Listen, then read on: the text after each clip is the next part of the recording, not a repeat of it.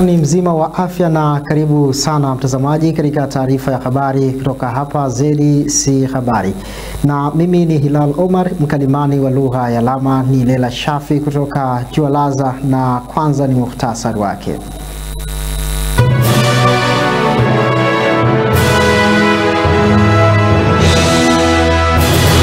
Rais Dr. Mwinyi azindua kongamano la kwanza la kitaaluma. Viongozi wa majimbo watakiwa kutimiza ahadi zao. Na kimataifa, Iran na Israeli kuendelea kushambuliana.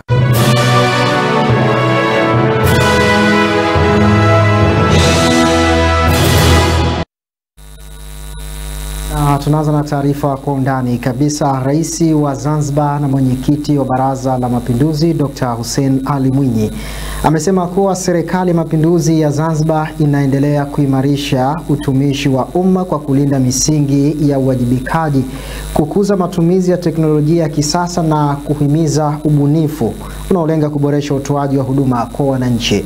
Rais Dr. Mwinyi amesema hayo leo tarehe 17 Juni 2025 alipozindua rasmi kongamano la kwanza la kitaaluma la utumishi wa umma lililoandaliwa kwa ushirikiano wa Chuo cha Utawala wa Umma Zanzibar IPA na Chuo cha Utumishi wa Umma huko hoteli ya Verde mkoa wa Mjini Unguja. Tupate undani wa taarifa hii. Hii ni hatua muhimu katika kujenga taasisi thabiti zenye uwezo wa kukidhi mahitaji ya wananchi katika mazingira yanayobadilika kwa kasi. Kwa kutambua mchango huu mkubwa, Serikali ya Mapinduzi ya Zanzibar inatoa ahadi ya kuendelea kushirikiana na taasisi hizi ili kuhakikisha zinaendelea kuimarika. Ningependa kongamano hili liwe mwanzo wa hatua mpya katika kuimarisha utawala bora, ufanisi na huduma bora kwa wananchi wetu. Tutaendelea kuweka mazingira bora ya kazi, kuongeza fursa za mafunzo na kuhimiza matumizi ya teknolojia na ubunifu katika kutoa huduma bora kwa wananchi wetu. Kwa hakika, utumishi wa umma ni muhimili muhimu wa maendeleo ya kijamii na kiuchumi, na ni nguzo kuu ya kufanikisha dira ya taifa letu ya kuwa na Tanzania yenye haki, ustawi na maendeleo endelevu kwa raia.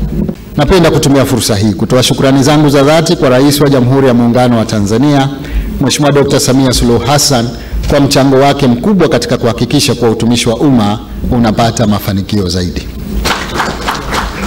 Tunathamini jitihada zake katika kuimarisha muungano na kuimarisha huduma za umma kwa Watanzania wote. Mchango wake ni wa kipekee katika kujenga taifa lenye umoja, amani na ustawi. Tunatambua ya kwamba mchango wake unazidi kuhamasisha na kutia moyo viongozi na watumishi wa umma kufikia viwango vya juu vya utumishi bora. Mkuu wa mkoa wa Kusini Unguja Ayub Mohamed Mahmud amekabidhiwa Mwenge wa Uhuru na mkuu wa mkoa wa Tanga Batilda Burian kwa ajili ya kutembeza katika mkoa wa Kusini Unguja na kuzindua miradi mbalimbali. Akikabidhi mwenge huo katika uwanja wa ndege wa kimataifa wa Abeid Amani Karume, Buriani amesema mwenge huo umezindua miradi 36 na miradi 20 imetembelewa katika mkoa wa Tanga. Na kwa hakika tunashukuru kwamba katika miradi yetu yote tumetoka na kishi katika halmashauri zetu zote. Akikabidhiwa mwenge huo, mkuu wa mkoa wa Kusini Unguja Ayub Mohamed Mahmud ameahidi kukimbiza katika masafa kilomita 193.56 na kufungua na kutembelea miradi 8 katika mkoa wa Kusini Unguja. Kutembelewa, kufunguliwa na kuwekewa mawe ya msingi yenye thamani ya fedha za Kitanzania shilingi bilioni 249 milioni 889,470,475. Kiongozi wa mbio za Mwenge wa Uhuru kitaifa 2025 Ismail Aliusi ametaka wakuu wa wilaya na wakurugenzi kuhakikisha taarifa na vifaa vya ukaguzi vinakuwepo katika maeneo husika. Tunaomba taarifa na ratiba zote kwa wilaya zote za siku mbili, kwa maana halmashauri mbili, tuzikute ndani ya magari yetu na gari ya mratibu wetu. Jambo la pili, vifaa vyote vinavyohitajika kupimia ubora wa miradi, ikiwa kuzindua, ikiwa kuweka mawe ya msingi, ikiwa kutembelea ama kukagua, basi tunaomba vifaa hivyo tuvikute katika maeneo husika. Akiwa na wataalamu katika miradi mbalimbali iliyotembelewa na Mwenge wa Uhuru, kiongozi wa mwenge huo alipokea taarifa kutoka kwa wataalamu. Gharama za awali za mradi huu unagharimu shilingi bilioni 4,740,445. Hadi kufikia sasa jumla ya shilingi bilioni 3,442,378 zimeshalipwa. Ujenzi wa barabara hii wa kilomita 10.7 ni jumla ya barabara zinazojengwa zenye urefu wa kilomita 277.7. Skuli hii kimazingira imezungukwa na msitu mdogo mdogo na ipo kwenye ardhi ya mawe. Katika mbio za Mwenge wa Uhuru 2022, skuli ilipitiwa na mwenge huo na kuanza rasmi kampeni ya kupanda miti, ambapo kwa mwaka huo jumla ya miti 312 ilipandwa. Amor Khamis, ZCTV habari.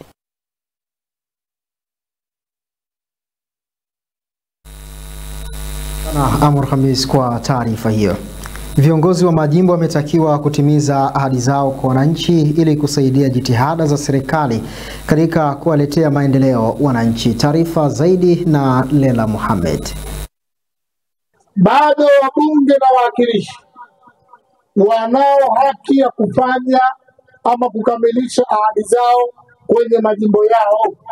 Ni wito uliotolewa na katibu wa kamati maalum ya NEC Zanzibar, idara ya itikadi na uenezi na mafunzo, Hamis Mbeto Hamis, katika hafla ya ufunguzi wa mradi wa kisima cha maji safi na salama kilichojengwa na mbunge wa jimbo la Chumbuni Usi Salum Pondeza huko shehia ya Mwembe Makumbi, wilaya ya Mjini Unguja.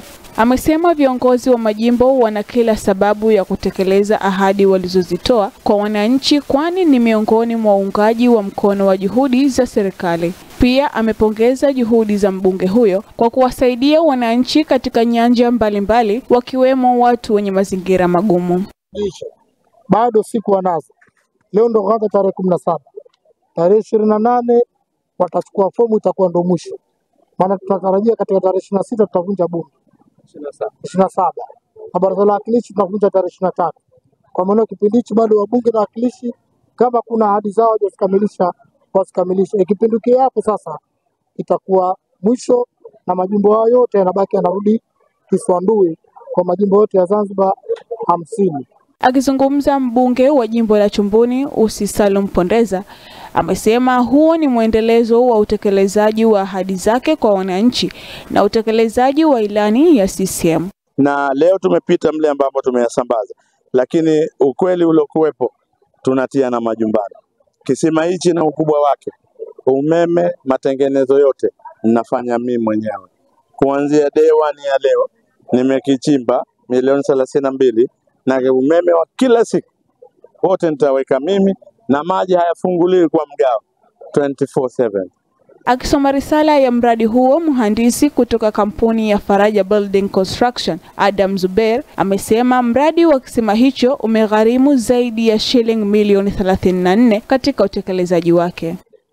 Ndugu mgeni rasmi, mradi wetu wa kisima cha maji safi na salama ulianza tarehe 28 mwezi wa 3 2025 na umekamilika tarehe 26 mwezi wa 5 2025, na leo hii tarehe 17 mwezi wa 6 ikiwa ni siku ya kukabidhiwa mradi huu.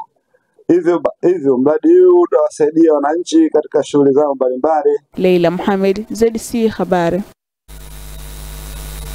Wananchi wa jimbo la Chumbuni wamemshukuru mbunge wao wa jimbo hilo kwa kuinua kiuchumi wa jasiriamali kwa kuwapatia nishati ya safi ya kupikia katika kuendeleza biashara zao. Kutusaidia sisi wajasiriamali wa jimbo la Chumbuni, Karasama na la Marufubi. Changamoto biashara ngumu, lakini si hapa leo kufanya biashara vizuri. Nimefurahi sana kwa siku ya leo kupewa ruzuku na mbunge wetu. Mbunge wetu tunampenda sana, mbunge wetu mzuri, mbunge wetu anatujali kwa kila shida. Mbunge wetu tunashukuru kwa Mwenyezi Mungu, sihaba alhamdulillah kupata mbunge huyu. Mwenyezi Mungu amzidishie moyo wa imani, azidi ziada. Mamlaka ya viwanja vya ndege Zanzibar imejipanga kukabiliana na mabadiliko ya tabia nchi, ikiwa ni moja ya mikakati ya utekelezaji wa ilani ya Chama cha Mapinduzi pindi itakapopewa ridhaa na wananchi. Taarifa zaidi na Namala Suleiman. Hii leo kwenye hoteli ya Madinat Bahari huko Mbweni mjini Unguja, baadhi ya wakurugenzi wameelezea namna ilani iliyopita ya mwaka 2020-2025 na ilani ijayo ya Chama cha Mapinduzi CCM itakavyoweza kuwanufaisha wananchi wa kawaida katika nyanja mbalimbali hapa visiwani Zanzibar. Hapa mkurugenzi wa mamlaka ya viwanja vya ndege Seif Abdallah Juma anaelezea mabadiliko ya hali ya hewa na namna watakavyokabiliana nayo kiutendaji. Mabadiliko ya tabia nchi kweli ni changamoto ya kidunia, tunaendelea nayo, na viwanja vina opt kwenda katika mifumo ya sola, na sisi tumeshaanza kidogo, lakini nafikiri malengo ya serikali ni kuhakikisha kwamba tunapunguza matumizi ya umeme mkubwa kuingia katika matumizi ya sola.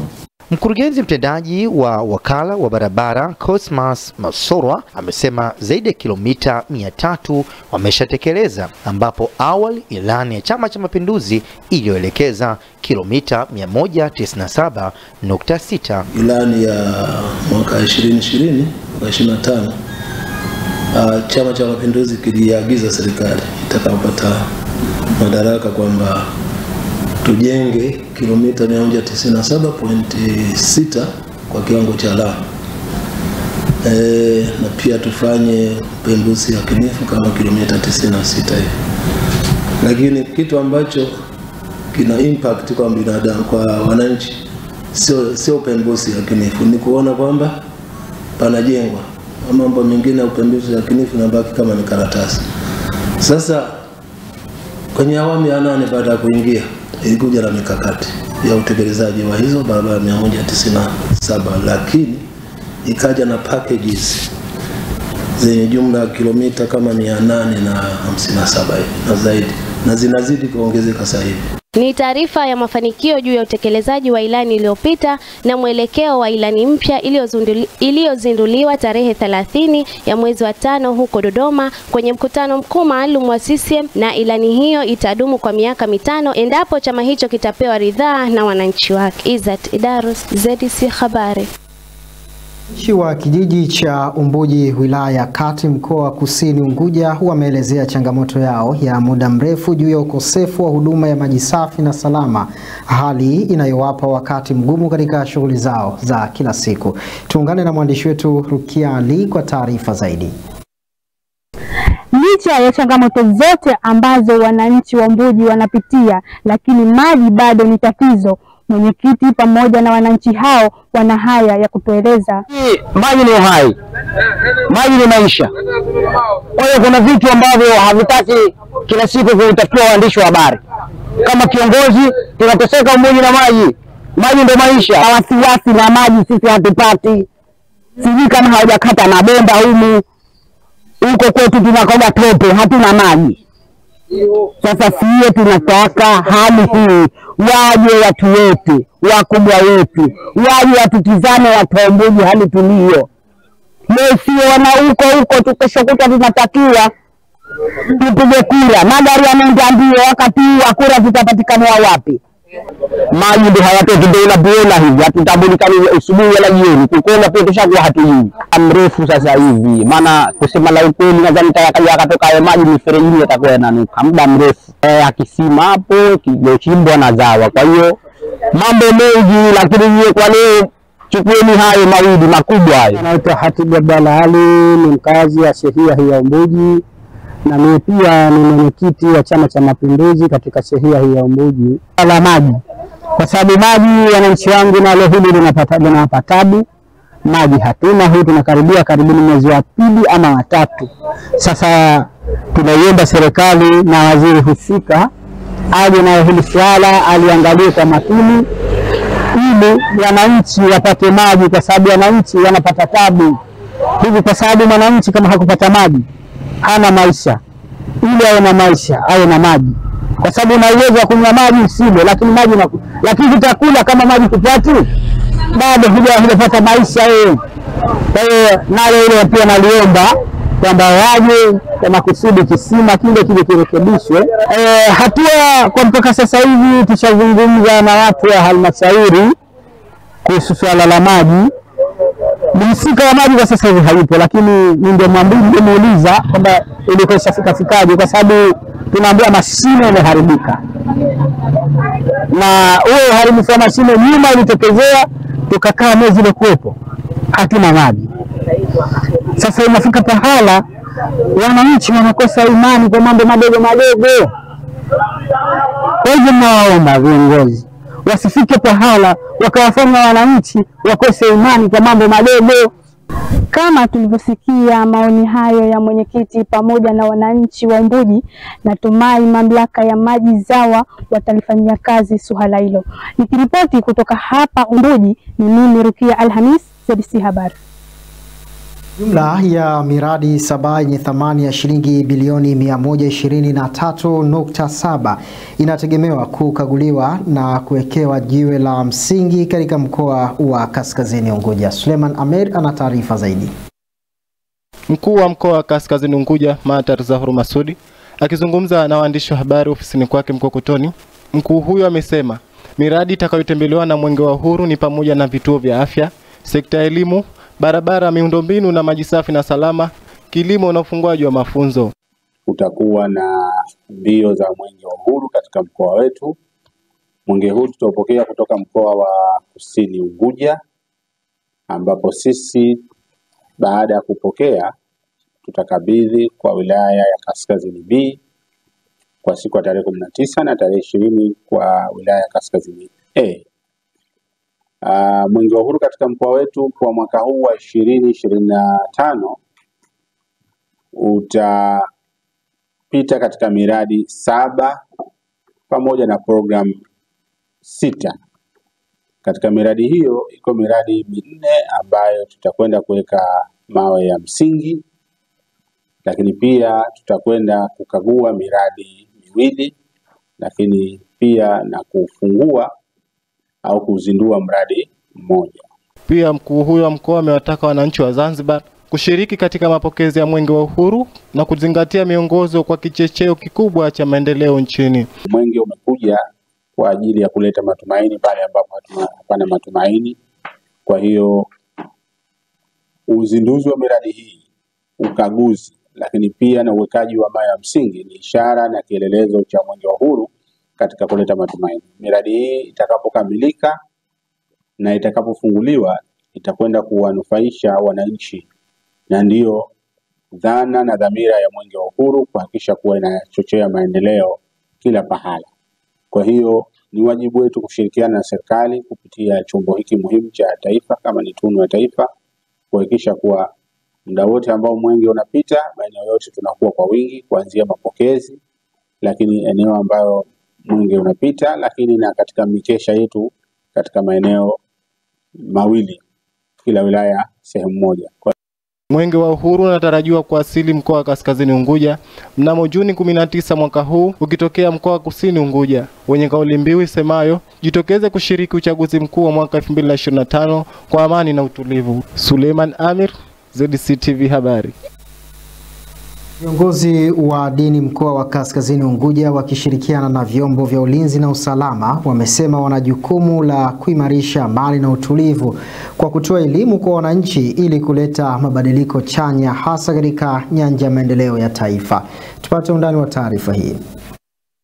Hii imeanza katika maeneo ya Mkwajuni na viongozi wa dini wakishirikiana na vyombo vya ulinzi na usalama wameeleza majukumu yao katika kuhakikisha kuwa mkoa huu ukishirikiana na vyombo vya ulinzi na usalama wameeleza jukumu walilokuwa nalo katika kuhakikisha kuwa mkoa huu unakuwa katika hali ya amani na utulivu. Amani na utulivu katika nchi yetu. Kwa kweli ni fursa iliyo njema zaidi kukutana na watu ambao tuko nao leo hapa, especially watu ambao ni wa dini. Tunasema kwamba watu wa dini mara nyingi wanakuwa wanacheza na nafsi na nyoyo za wanadamu. Kwa hiyo ni rahisi kuingiza aidha jambo lile jema likaweza kupokelewa au jambo lilokuwa ovu likiweza likapokelewa vile vile na likaweza likaleta athari mbaya kwa nchi yetu. Haya ni maneno ya Suleiman Haji Ame ambaye ni kaimu afisa uhamiaji. Na kutokana na umuhimu wa suala la kuwa na amani na utulivu katika jamii, viongozi wa dini nao wana haya ya kusema. Sasa amani mara nyingi huwa inakosekana baadhi ya wakati na utulivu pale ambapo ima mtu amepata kingi au mtu amekosa hata kichache.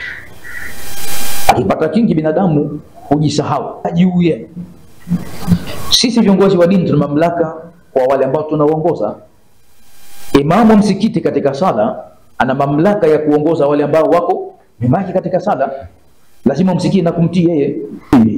Kwa hivyo tunazungumza yanayohusu dini, sio siasa. Siasa kuna vikao vyake huko, sio hichi. Sote tunakubaliana kwa pamoja na hakuna shaka kwamba amani ni jambo muhimu sana, na nadhani ndani ya Qur'ani amani imezungumzwa, neno amani zaidi ya mara 500 imetajwa neno amani, na limezungumzwa katika aya nyingi sana. Amani, utulivu, yote yanahitajika. Amani inahitajika, utulivu unahitajika, uadilifu unahitajika, haki inahitajika, kila kitu kinahitajika. Lazima haya yote yanaweza yakapatikana kama kunapokuwa kumetanguliwa na nini? Amani. Ziara hii imeanza katika maeneo ya Mkwajuni na viongozi wa dini wakishirikiana na vyombo vya ulinzi na usalama wameeleza majukumu yao katika kuhakikisha kuwa mkoa huu unakuwa katika hali ya usalama na amani. Kutoka Mkwajuni, Asia Haji, ZMC Habari. Taarifa hiyo inakamilisha habari zetu za kitaifa, lakini ni muda mzuri kabisa wa kuungana na mwandishi wetu kwa simulizi ya habari za kimataifa.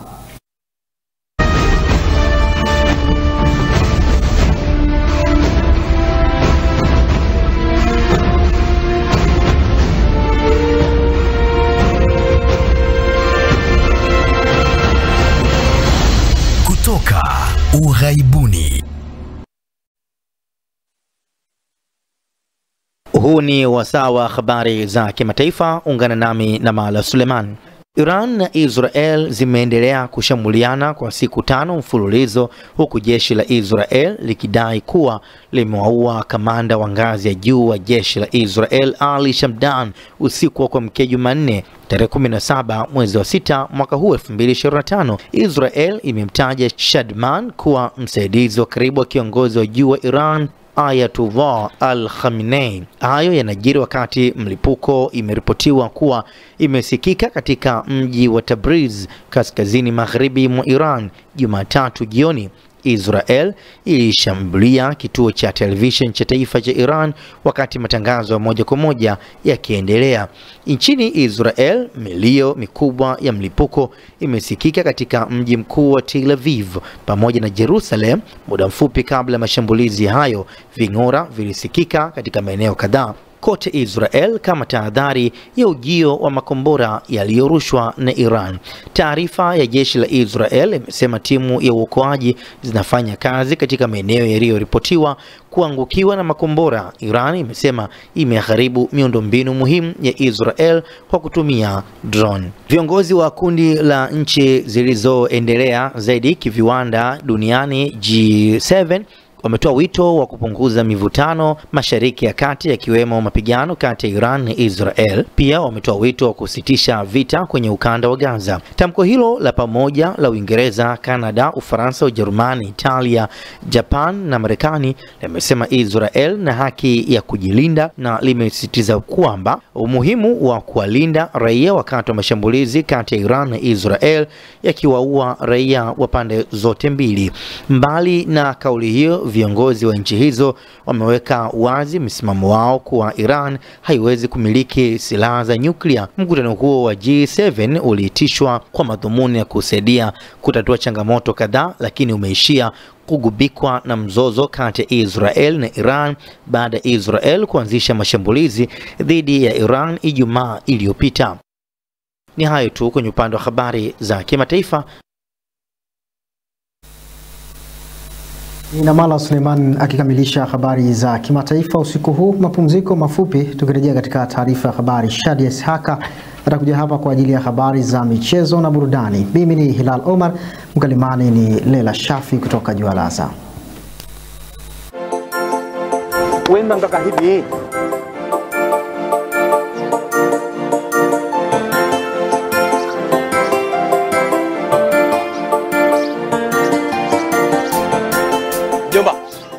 Jomba Kachara? Na jomba. Jomba anitia aibu ya akhi. Basi jomba ndapiga chabo namna hiyo kwenye majumba yangu. Jomba sipigi chabo. Hapa twatizama mpira. Kama hatizama mpira jomba ungeomba huu kafunguliwa mlango ukaenda ukaingia ndani ukatizama na wenzio. Hatuwezi pita ndani sote humu hapa, kila mmoja ana harufu yeye. Yule anuka ndomo, yule anuka kwapa. Wasikia? Sasa hapa nje hangalo haijambo tupigwa ni upepo. Maliza mpira wewe. Wewe kwani njomba hasa uko kwa kutumia kingamuzi gani? Mimi pale naona sina kingamuzi. Pale naona ni watoto watia kina wakibadilisha na mengi tazama TV. Lakini leo kuna mpira. Njomba sikiliza. Mimi nataka hakununulie kingamuzi kia Zanzibar Cable Television. Ukatulie kwako. Na wanao sio kuja kushanya na hapo kapaka na majasho. Pesa unazo? Pesa ninayo mfukoni mwangu njomba, nataka twende moja kwa moja kununua hicho kingamuzi. Upungue hilizo kwenda kushanya na watu hapa. Sasa manufaa ya mtoto nkumtuma akakutumikia kwa sababu mtoto haliwi nyama na kutuma kakichukua uniletee nyumbani. Kwenda kichukua takwenda kichukua, lakini hapa uka njomba. Mtaondoka lakini kakichukue. Hilo si tatizo. Usijekosa mpira. Haya jomba usijali. Lakini pale uka njomba pale. Haya. Jamaa endeleani naja. Haya. Njomba. Atoka. Toka.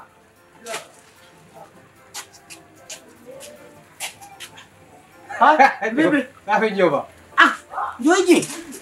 Mimi nakwambia njomba, mimi nakupenda sana. Tena sana njomba. Achukua nzio. Zanzibar Cable Television. Hiki cha iko ndakika na vini. Wewe popote utakapokwenda kile. Kuna hiki hakinyagarika.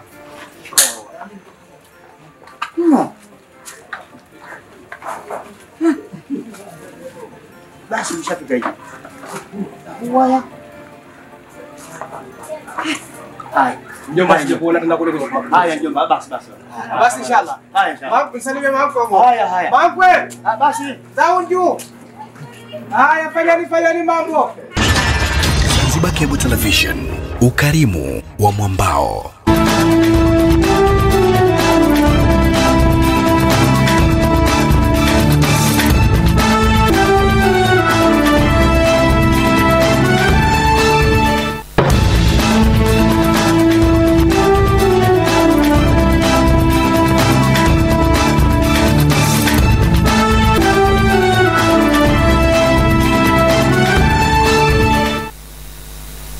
Moja kwa moja mtazamaji wa Zanzibar Cable Television, huu ni wasaa bora kabisa wa habari za michezo na burudani kama ilivyo ada. Mimi jina langu ni Shedi Saka, lakini mkalimano lugha za alama ni Batuli Ali, ambao tuko hapa sambamba kukupitisha kile ambacho kinaendelea huko michezoni. Tunaanzia nyumbani Zanzibar ambapo ligi kuu soka ya wanawake visiwani Zanzibar imeendelea leo tena kwa mchezo mmoja ambao umewakutanisha kikosi cha Dunga Queens walioshuka dimbani dhidi ya Sauti Sisters pale katika kiwanja cha Maubi majira saa 10 kamili za jioni. Ramadhan Abdullah ana taarifa kutoka katika kiwanja cha Maubi.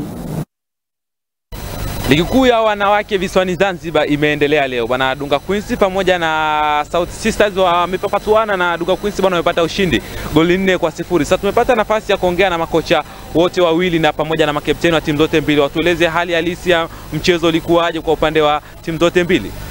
Kweli hatuna siri zaidi ya mazoezi na kupata ushindi wa magoli haya 4 na hatukutegemea kwa sababu timu ndo kwanza tunaianzisha, haina bado, lakini mazoezi ndio yametufanya tufikie hapa tulipofikia kwa kutoka na ushindi wa magoli 4. Kweli udhaifu tuliuona na ndio maana tumeutumia na kutusaidia kupata huu ushindi. Jua kila mchezaji tunaangalia na uzoefu wake kwa jinsi ambavyo tunavyo train, lakini tukaona kila mchezaji tukimuhisi labda kuna uwepesi mchezaji wa timu pinzani anautumia, ndio sisi tunatumia nafasi ya kufanya sabu na kumfanya mchezaji akashike nafasi ya yule mwingine ili tuweze kufanya vizuri zaidi na kutoka na ushindi. Baruk Hassan, kocha wa South Sisters. Mchezo umemaliza kwa kupoteza magoli 3-2.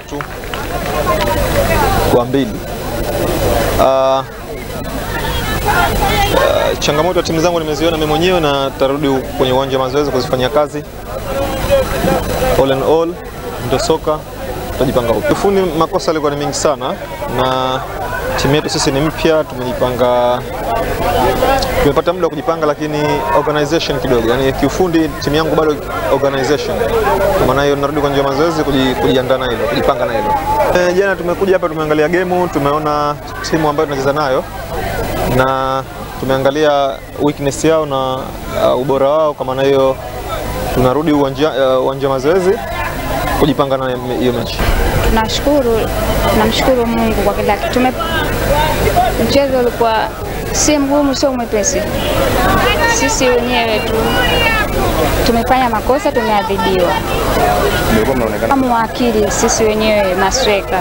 Kwa hiyo tumefanya makosa, tumeadhibiwa. Tunashukuru kwa tulichokipata, tutajipanga kwa mchezo ujao. Jina naitwa Mariam Salum Hussein, ni kapteni wa Dunga Queens. Mchezo ulikuwa mzuri, japo tulivyoanza kidogo mchezo ulikuwa na kasi, lakini tulikuwa na uvumilivu.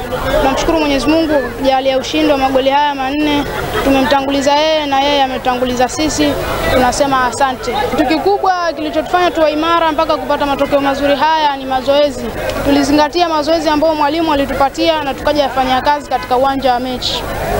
Tarajio yetu sisi ni kuibuka kidedea, lakini michezo yote iliyobakia ambayo ipo mbele yetu ni migumu, ila kwa uwezo wa Mwenyezi Mungu tutakabiliana nayo. Sehemu sahihi ya wewe kuangalia ligi kuu ya wanawake visiwani Zanzibar katika viwanja hivi vya Maubi, na umewasikiza makocha pamoja na wachezaji wa timu ya Dunga pamoja na Sauti Sisters. Sasa ligi hii itaendelea hapo Ijumaa, ambapo Dunga hawa watapapatuana vyema zaidi na Warriors Queens hapo Ijumaa katika viwanja hivi. Majira ni yale saa 10 jioni. Jina langu ni Ramadhani Abdallah, ZDC Michezo.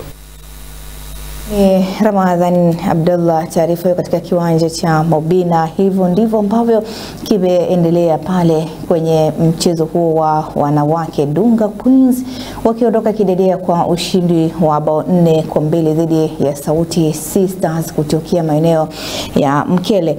Lakini tukiachana na taarifa hiyo, tunaangaza taarifa nyingine ambapo kituo cha Kung Fu kilichopatikana maeneo ya Amani kwa wazee kimetoa mikanda ya daraja la pili kwa wanafunzi wake baada ya kufaulu mitihani yao.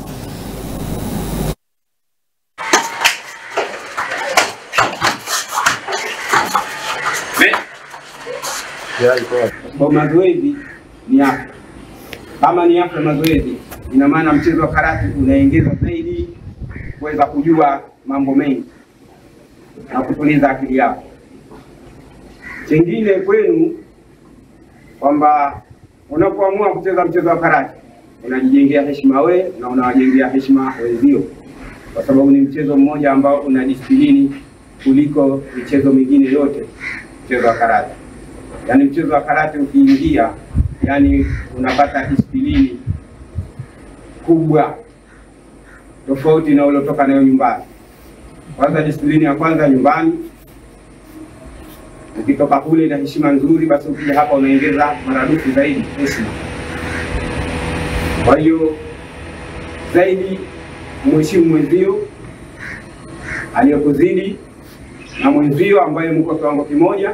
Ukiamua kukaa maskani mitaani huko, ndio pale ambapo unaweza kuamua kwenda kumbaba mtu, kwenda kufanya vitendo vya uhalifu. Lakini Yellow Belt tumeandaa kwa muda wa miezi 6 na kama mlivyoona mliokuwepo hapa mmeshuhudia wamefanya mitihani yao vizuri, na judgment yetu ilikuwa kwenye hatua 3. Hatua ya kwanza kihoni, hatua ya pili kata na hatua ya 3 ni kumite. Wanafunzi tushawapa foundation sasa ya karate. Sasa hizi sasa wanaanza kupewa mafunzo ya utayari zaidi kuliko yale ambayo tulikuwa tunawapa kwenye ubigina. Ina maana hawa sasa wapo tayari kuyapokea mafunzo yote, yani magumu na mepesi. Na wale ambao waliotoka orange, wale sasa wanaanza kuitafuta sasa senior. Maana wale nayo mazoezi yao na matayarisho yao yatakuwa makubwa zaidi. Kwa hiyo hizi daraja hizi zinaongeza ugumu na ubora zaidi wa mchezaji. Kwa hiyo kwa leo tumepata watu ambao wanaingia kwenye sasa tayari.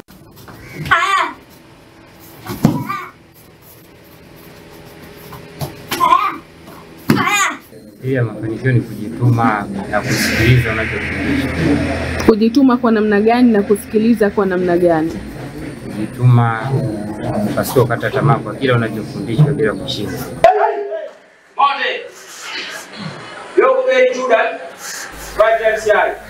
Ni mchezo wa karate ambapo leo wametoa mikanda kwa wanafunzi wao ya daraja la pili.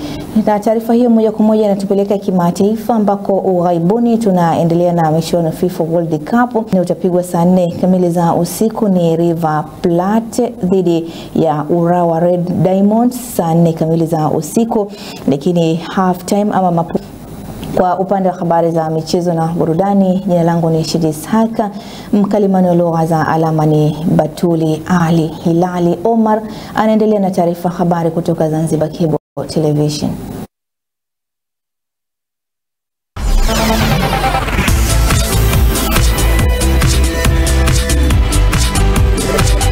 Usikubali kupitwa. Fuatilia matangazo yetu kwenye social media zetu: YouTube, Instagram, Twitter na Facebook kwa jina moja tu, Zanzibar Cable TV Media.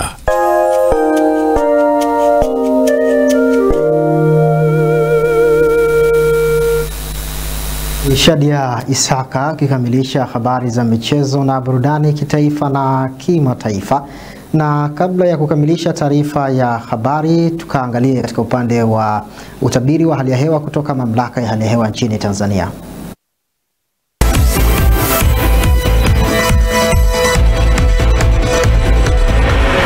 Uhali gani mpenzi mtazamaji, na karibu katika utabiri wa hali ya hewa wa saa 24 zijazo kuanzia saa 3 usiku. Jina langu ni Ramadhani Umari kutoka mamlaka ya hali ya hewa Tanzania. Mifumo pepo inaonyesha upepo unatarajiwa kuvuma kwa kasi ya kilomita 30 kwa saa, hususan katika maeneo ya ukanda wetu wa pwani ya bahari ya Hindi pamoja na ziwa Nyasa. Kwa maeneo ya ziwa Victoria pamoja na ziwa Tanganyika, upepo unatarajiwa kuvuma kwa kasi ya kilomita 20 kwa saa. Na mamlaka ya hewa inaendelea kutoa angalizo la vipindi vya mawimbi makubwa yanayofikia mita 2 katika maeneo ya ukanda wetu wa pwani ya bahari ya Hindi, hususan ule wa kaskazini. Hivyo ni vema kwa watumiaji wa bahari kuendelea kuchukua hatua zinazostahiki. Na kwa usiku wa leo, maeneo machache ya mkoa wa Tanga, Dar es Salaam, Pwani pamoja na visiwa vya Unguja na Pemba yatajua kuwa na hali ya mawingu kiasi na mvua nyepesi. Na maeneo mengine nchi yaliyosalia yatajua kuwa na hali ya mawingu kiasi na makavu kwa ujumla. Na kwa upande wa hali ya baridi, tutatarajia hali ya baridi kuendelea katika baadhi ya maeneo hapa nchini, hususan yale yenye nyanda za juu kusini magharibi. Na kiwango cha chini kabisa cha joto kinatarajiwa kwa nyuzi joto 8 katika maeneo ya mkoa wa Njombe. Na kwa siku ya kesho, maeneo machache ya mkoa wa Kagera pamoja na Mara yatajua kuwa na hali ya mawingu kiasi, mvua na ngurumo za radi na vipindi vya jua. Na maeneo ya mkoa wa Tanga, Dar es Salaam, Pwani pamoja na visiwa vya Unguja na Pemba kunatarajiwa kuwa na hali ya mawingu kiasi, mvua nyepesi katika maeneo machache na vipindi vya jua. Na maeneo mengine yaliyosalia yatajua kuwa na hali ya mawingu kiasi na vipindi virefu vya jua. Na sasa tupate utabiri wa siku 4 zijazo kwa baadhi ya maeneo hapa nchini. Kwa mkoa wa Dar es Salaam tunatarajia mvua nyepesi katika maeneo machache. Kwa mkoa wa Dodoma tunatarajia hali ya mawingu kiasi na vipindi vya jua. Mkoa wa Mwanza tunatarajia mvua na ngurumo za radi katika maeneo machache. Mkoa wa Kilimanjaro tunatarajia mvua nyepesi katika maeneo machache. Ilhali katika mkoa wa Mbeya tunatarajia hali ya mawingu kiasi na vipindi vya jua. Na mkoa wa Morogoro pia tunatarajia hali ya mawingu kiasi na vipindi vya jua. Kwa mkoa wa Arusha tunatarajia hali ya mawingu kiasi, mvua nyepesi katika maeneo machache. Na mpaka kufikia hapo, kutoka mamlaka ya hewa tuna ziada. Asante kwa kuwa nami na nikuage kwa heri. Utabiri wa hali ya hewa kutoka mamlaka ya hali ya hewa nchini Tanzania kwa saa 24 zijazo. Na kabla ya kukamilisha taarifa ya habari, tujikumbushe tena muhtasari wake.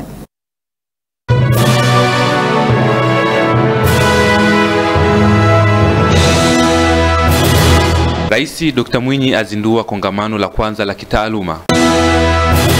Viongozi wa majimbo watakiwa kutimiza ahadi zao. Na kimataifa, Iran na Israeli kuendelea kushambuliana.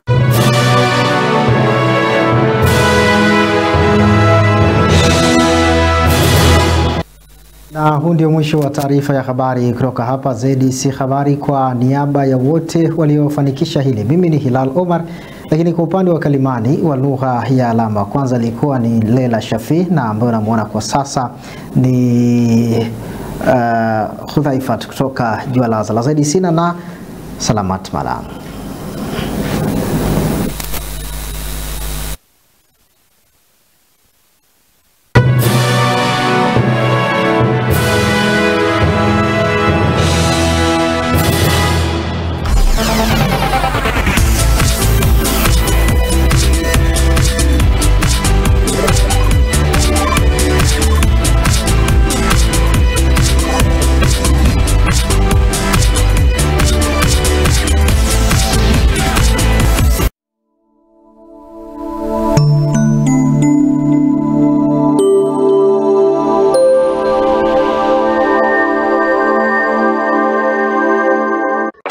Mtandao na kufanya ufurahie mawasiliano ya uhakika kwa gharama nafuu zaidi popote ulipo nchini.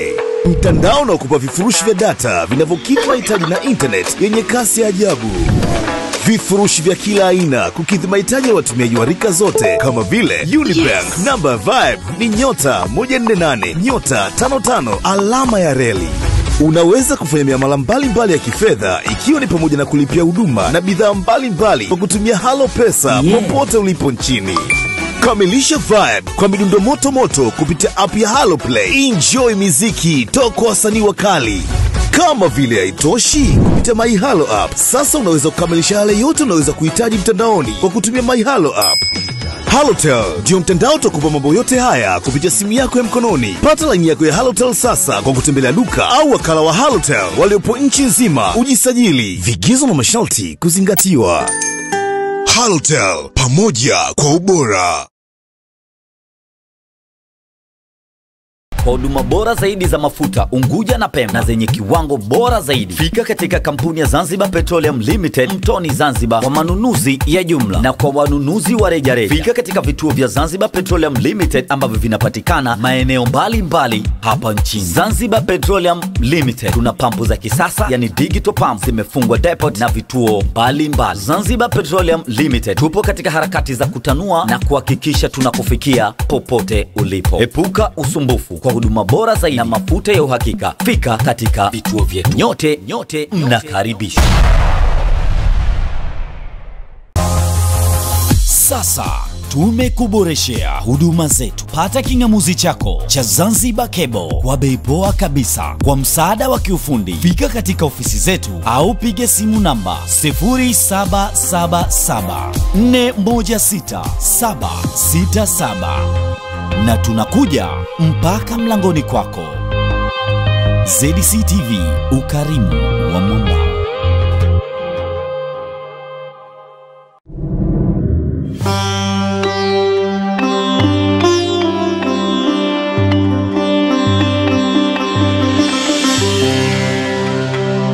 Zanzibar Cable Television, ukarimu wa mwambao.